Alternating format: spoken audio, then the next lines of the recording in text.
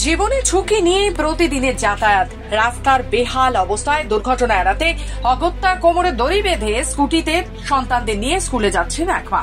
এই চাঞ্চল্যকর দৃশ্য ধরা পড়েছে জলপাইগুড়ি জেলার বেলাকোবা এলাকার পানিকৌড়ি গ্রাম পঞ্চায়েতের অন্তর্গত রাস্তায়। স্থানীয়রা জানিয়েছেন, রাজগঞ্জ ব্লকের বেলাকোবা কলেজ মোড় থেকে বিবেকানন্দ কলোনি মোড় পর্যন্ত এই রাস্তা দীর্ঘ কয়েক বছরের পর বছর ধরে এই রাস্তার অবস্থা বেহাল। খানা খন্দে ভরা এই রাস্তায় বর্ষাকালে বিপদ যেন আরো বেড়ে যায়।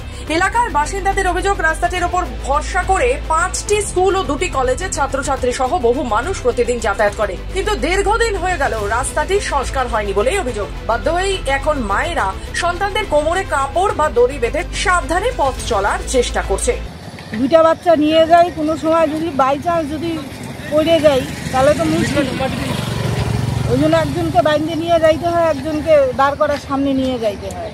পানিকৌড়ি গ্রাম পঞ্চায়েতের প্রধান পাপিয়া সরকার এই অভিযোগ মেনেও নিয়েছেন। কলেজ মোড় থেকে বিবেকানন্দ কলোনি মোড় পর্যন্ত রাস্তাটা নিয়ে অভিযোগ দীর্ঘদিনের মানুষের, যেহেতু 5টা স্কুল এবং 2টা কলেজের স্টুডেন্ট ওটা দিয়ে যাতায়াত করে। অভিযোগ আমাদের ঊর্ধ্বতন কর্তৃপক্ষকে জানানো আছে এবং NBDDA থেকে রাস্তাটা টেন্ডারও হয়ে গেছে।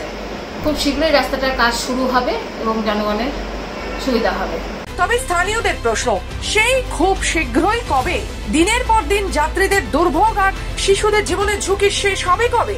সেই উত্তর এখনো অধরাই। বাসিন্দাদের দাবি আর বিলম্ব নয়, অবিলম্বে এই রাস্তাটি সংস্কার করে নিরাপদ যাতায়াত নিশ্চিত করুক প্রশাসন।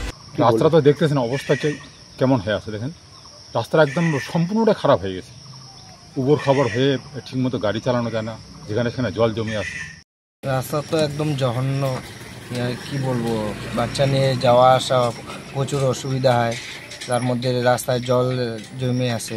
জলপাইগুড়ি থেকে নিজস্ব প্রতিনিধি রিপোর্ট, খবর বাংলা।